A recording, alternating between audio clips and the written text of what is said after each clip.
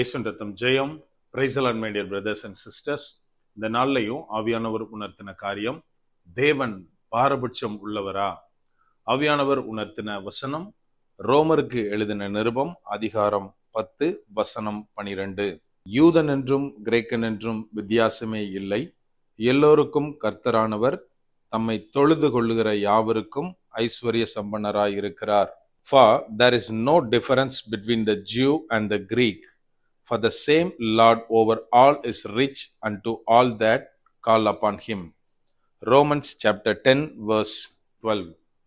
என கண்மானவர்களே, இந்த இடத்திலே அப்போஸ்தலனாகிய பவுல் சொல்லுகிறார், தேவனுக்கு யூதரும் கிடையாது, கிரேக்கர் அப்படின்ற வித்தியாசமே கிடையாது. தன்னை தொழுது கொள்ளுகிற, தன்னை கூப்பிடுகிற, விசுவாசிக்கிற யாவருக்கும் அவர் ஐஸ்வர்ய சம்பந்தனாய் இருக்கிறார் அப்படின்னு இந்த இடத்துல குறிப்பிட்டுள்ளார்.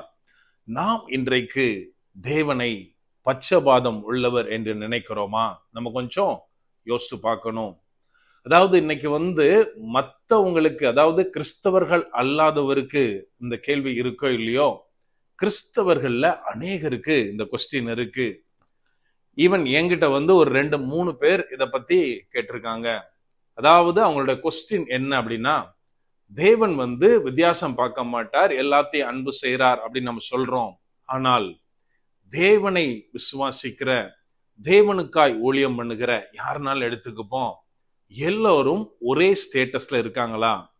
ஈவன் பொருளாதார அடிப்படையில பார்த்தா, உண்மையா தேவனிடத்தில் விசுவாசமாய் உண்மையா இருக்கிற விசுவாசிகளுக்குள்ளே ஒருத்தர் ஸ்டேட்டஸ்ல மேல இருப்பாரு, இன்னொருத்தர் சாப்பிட கூட வழி இல்லாம கீழே இருப்பாரு.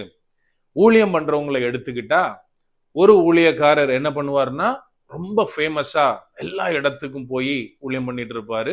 இன்னொருத்தர் ஊழியமே இல்லாமல், அதாவது தன்னை ஒப்பு கொடுத்தும் ஊழியம் இல்லாம ஒரு கஷ்டப்பட்ட நிலைமையில இருப்பாரு. அப்படியானால் இந்த வேரியேஷன் தேவனாலே தரப்படுகிறது அப்படின்னா, தேவன் பார்ஷியாலிட்டி பார்க்கிறவர் தானே அப்படின்னு கேட்கறது உண்டு. என கண்மானவர்களே, ஒரு காரியத்தை நம்ம நல்லா புரிஞ்சுக்கணும். வசனம் நமக்கு தெளிவா ஒரு காரியத்தை சொல்லுது, தேவனிடத்தில் பட்சபாதம் இல்லை, அதாவது தேவனிடத்தில் வேரியேஷன் கிடையாது. அப்படி இருந்தும் ஏன் இந்த வேரியேஷன்? ஒரு உதாரணத்துக்கு, என் கையில ஒரு 3 lakhs rupees இருக்கு. 1 லட்சம் என்னோட ஒய்ஃபுக்கு, இன்னும் ஒரு 1 லட்சம் என்னோட பொண்ணுக்கு, இன்னொரு 1 லட்சம் ரூபாய் என்னோட பையனுக்கு. 3 பேருக்கு சேர்த்து என்கிட்ட அமௌண்ட் இருக்கு. இப்ப என்னோட ஒய்ஃப் என்னோட மணியை தாங்க அப்படின்னு நான் அவ கேட்கிறா அப்படின்னா, எதையும் யோசிக்க மாட்டேன், இம்மீடியட்டா நான் கொடுத்துருவேன். ஏன் அப்படின்னா, அவ எதுக்கு செலவு பண்ணுவான்னு எனக்கு தெரியும், என்னென்ன வேலை, அதாவது அந்த பணத்தை மிஸ்யூஸ் பண்ண மாட்டா. ஸோ யோசிக்காம அவ கேட்ட உடனே நான் கையில கொடுத்துருவேன். என் பொண்ணு அப்பா எனக்குள்ள 1 லட்சம் ரூபாய் எனக்கு கொடுங்க அப்படின்னா, நான் என்ன பண்ணுவேன் அப்படின்னா, கொஞ்சம் திங்க் பண்ணுவேன். ஏன்னா அவ டீனேஜ் கேர்ள், என்ன பண்ணுவா, எதுக்காக அதை செலவு பண்ணுவா அப்படின்னு என்னோட பார்வையில இருந்து நீ செலவு பண்ணு அப்படின்னு சொல்லி அவளுக்கும் நான் அதை கொஞ்சம் கொஞ்சமா கொடுப்பேன். என்னோட பையன் 4th ஸ்டாண்டர்ட் படிக்கிறான். அவன் என்கிட்ட என்னோட 1 லட்சம் ரூபாய்க்கு தாங்க அப்படின்னா நான் கொடுப்பேனா? கொடுக்க மாட்டேன். ஏன் அப்படின்னா, கொடுத்தேன் என்ன ஆகும் அப்படின்னா, அவனுக்கு தெரிஞ்சதெல்லாம் இப்ப சாக்லேட் தெரியும், பால் தெரியும், பேட்டு தெரியும், இதுதான் தெரியும். ஸோ என்ன பண்ணுவான்னா, அதுக்கு கொஞ்சம் கொஞ்சம் கொஞ்சம் கொஞ்சம் அதை தான் வாங்குவான். ரிமைனிங் அமௌண்ட்டை மேபி லாஸ் பண்ணிடுவான். ஸோ நான் என்ன பண்ணுவேன் அப்படின்னா, காசை கொடுக்க மாட்டேன், அவன் கேட்கறத மட்டும் வாங்கி கொடுப்பேன். நம்ம கொஞ்சம் புரிஞ்சுக்கணும், நம்ம உலகத்துவமான தகப்பன் இந்த மாதிரி யோசித்து ஒவ்வொருத்தருக்கும் கொடுக்குறோம். ஆனா நல்ல ஒரு காரியம் புரியணும், அவங்க மேல எனக்கு இருக்க லவ் ஈக்குவலானது, அவங்களுக்கு நான் வச்சிருக்க அமௌண்ட் ஈக்குவல் அமௌண்ட். ஆனால் நான் கொடுக்கிற விதத்துல டிஃபரன்ஸ் இருக்கும், பேஸ்ட் ஆன் தேர் எபிலிட்டி. இதை போலத்தான் தேவன் நம்ம கூட செயல்படுறாரு. அதனால்தான் இங்க அப்போஸ்தலனாகிய பவுல் சொல்லுகிறார், நீ யூதனா இருந்தாலும் சரி, கிரேக்கனா இருந்தாலும் சரி, எந்த வித்தியாசமும் கிடையாது. எதுக்காக யூதனையும் கிரேக்கனையும் சொல்லியிருக்கு அப்படின்னா, யூதர்கள் தேவனுடைய சொந்த ஜாதியினர், சொந்த பிள்ளைகள். கிரேக்கர்கள் புறஜாதியார் என்று அழைக்கப்பட்டார்கள். சோ நீ எப்படி இருந்தாலும் சரி, தேவனை தெரிந்து கொண்டவனா இருந்தாலும் சரி, தேவனை தெரிந்து கொள்ளாத பேக்ரவுண்ட்ல இருந்து வந்திருந்தாலும் சரி, ஊழியம் செஞ்சாலும் சரி, ஊழியம் செய்யாத விசுவாசியா இருந்தாலும் சரி, எப்படி இருந்தாலும் தேவன் மேல் விசுவாசம் வைத்து அவரை வேண்டிக் கொள்ளும் போது அவர் ஐஸ்வர்ய சம்பந்தனாய் இருக்கிறார். அதாவது நீ கேட்கிற, நீ விசுவாசிக்கிற அப்படின்னா நீ பெற்றுக்கொள்ளுவாய். அதைத்தான் இந்த இடத்துல சொல்லுகிறார்.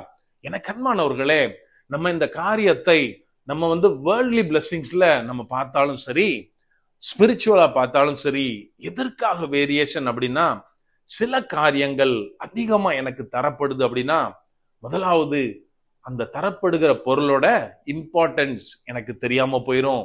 அடுத்த காரியம் நான் அதை மிஸ்யூஸ் பண்ணலாம்.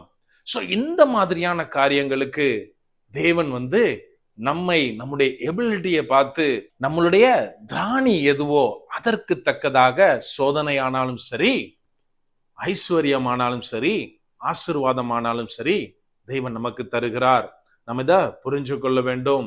ஆகவே கண்மானவர்களே, நம்ம நிறைய பேர் நினைக்கிற மாதிரி தேவனுடைய அன்பில் வேரியேஷன் கிடையாது, தேவனுடைய ஆசீர்வாதத்தில் வேரியேஷன் கிடையாது. மாறாக அவர் நம்ம எல்லோரையும் ஒன்றாக ஒரே மாதிரியாக நேசிக்கிற தகப்பனாய் இருக்கிறார். அப்படியே கண்களை மூடுவோமா? அன்பான ஆண்டவரே, இந்த நேரத்திலே அப்பா உம்மை நோக்கி பார்க்கிறோம்.